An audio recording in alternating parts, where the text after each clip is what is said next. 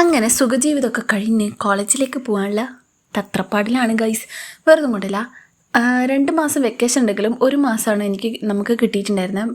കാരണം ഏപ്രിലിൽ എക്സാമും കാര്യമായിട്ട് പോയി. അത് കഴിഞ്ഞിട്ട് മെയ് നന്നായിട്ട് എൻജോയ് ചെയ്തു. എവിടേക്ക് ഇറങ്ങില്ല, വീട് തന്നെ സ്വർഗം എന്ന് വിചാരിച്ചിട്ട് അങ്ങനത്തെ ഒരു വീട്ടിൽ തന്നെയായിരുന്നു സുഖജീവിതം.